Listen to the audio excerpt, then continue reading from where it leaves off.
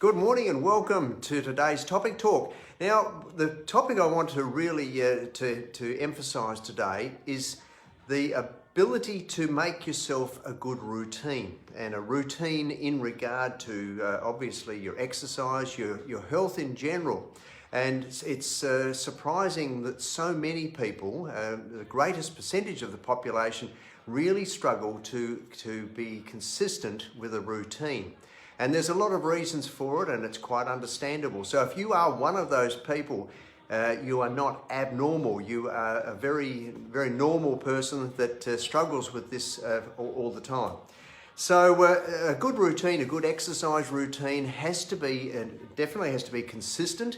It needs to be sustainable. So it's no good having something that just works for a week or two and then you drop it again. So it's got to be consistent, sustainable and appropriate to your needs and your level. So if you take on something that's too strenuous, or it's too far to travel to all the time, something that's not appropriate, then it's also doomed to failure.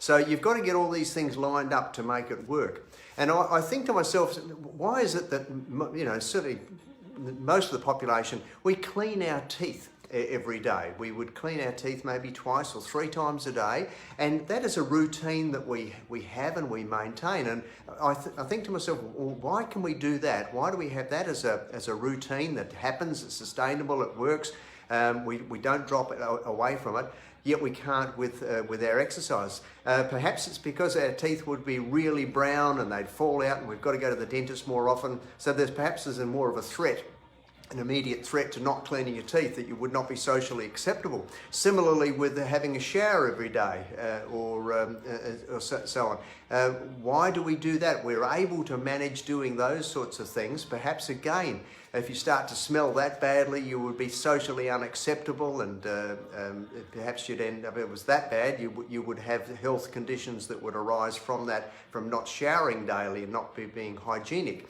So we certainly do have some things that become very routine, and we do them without even thinking. Basically, it's our routine.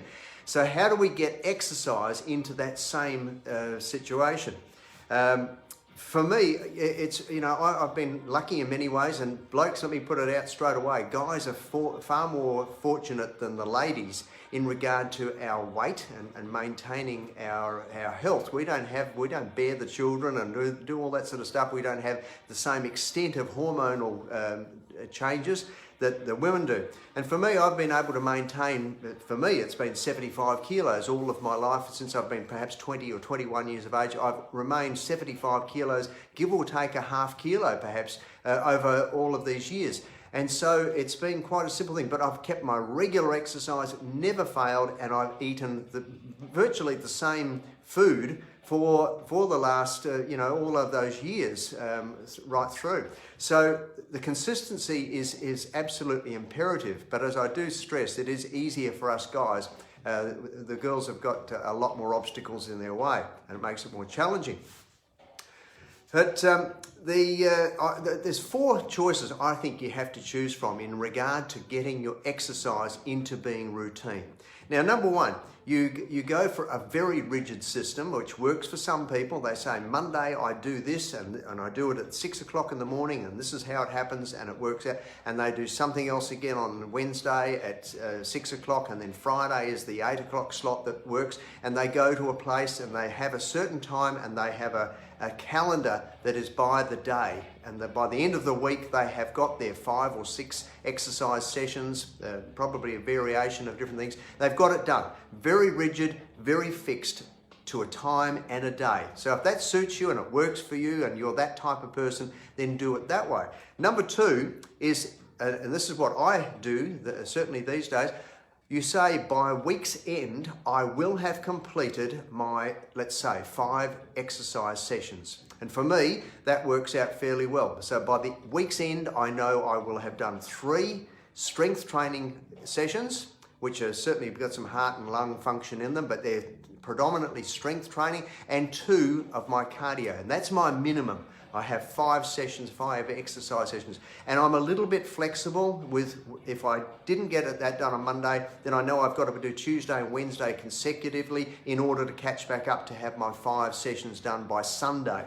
I do my Monday to Sunday cycle. So I'm more flexible, but I have a deal with myself, and I tick them off to show that I have completed my 5 sessions by the end of the week. So if that works for you, that's another way to go.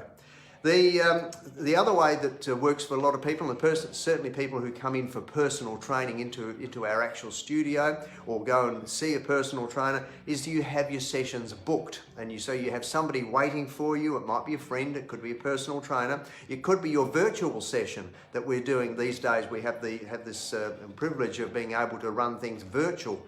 So you have something you're going to click into at 10 o'clock or 8 o'clock in the morning, and you have something rigid to be prompted to be able to do your exercise. And that works for some people. So that's your third one. The fourth one is you have no plan at all. And this is not the one that I would be steering you to do. Perhaps it's something you have tried out, and it simply doesn't pay dividends. You don't get anything done because you have no plan, you have no system. You're not investing in your exercise by making some kind of commitment as you would have to for the other 3. So the first 3 are the options. The no plan is certainly, it's an option, but it's not an option that's going to give you any benefits. Of course, being in that no plan, the downsides are that it certainly lays you open more to diseases and preventable conditions that perhaps you're going to have to then start taking tablets for. You have to get your knee redone. You have to do it because you're carrying way too much weight. There's all sorts of other conditions that are going to be brought on because you're just not exercising at all because you have no plan. The lethargy then continues to increase as you do nothing. You've got no plan, you've got no exercise, you don't do anything, and this snowballs. It's going to get worse and worse, and you're putting yourself then, of course, at higher risk again and again as the years go by. That's the thing to be avoided, and so you therefore need to come back to choosing one of those first 3 options. Either the very rigid, these are the times, these are the days, or number 2, have that open plan where by the end of week's end, I will have completed 5 exercise sessions, let's say. That's what I do. I used to do 6. I've dropped that down to 5 in more recent years, and I find that's absolutely adequate and fine for me, and I can do it. It's doable. Or number 3, you invest in something that assists you, and you have somebody, a buddy, that's going to be prompting you through it. Whether it's in person or in virtual, doesn't matter these days.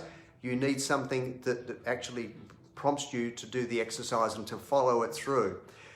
Doesn't matter which one of those first 3, but you want to not have number 4, which is no plan. So try and get yourself organised to be thinking through what works for you: sustainable, consistent, and appropriate. They're the 3 keys also. So choosing something you have to drive, 15, 20 kilometres at 7 o'clock at night to go and do something is unlikely to be sustainable. Something that is really too hard. I've had people join a class and they come away so sore from that class because it was too advanced and they tried to keep up. That's, again, is going to blow things apart. And if it is not sustainable, as in something you can continue doing regularly, again, it's not going to work. So make sure those 3 things are covered, and then choose the system out of those those 3 options that works best for you. I'm just always in the business of trying to encourage people to find a good routine that assists their health, to keep them off going down the unwell track and having to then supplement continually with tablets and with other things that are counterproductive ultimately, because they are not looking after their foundations of your health. Foundations are most important. If you need tablets and other support after that, absolutely you do that, but you don't just jump for those things quickly. Get in there, make sure you've got your 30 minutes a day, most days of the week, good exercise at your level, and the benefits will be huge. So try and continue valuing your health, find things that work for you, and I look forward to seeing you and training with you again on Friday, 10 o'clock for a nice little 25, 26-minute workout, appropriate to your level, and keep well in the meantime, eat well too. Okay, bye for now.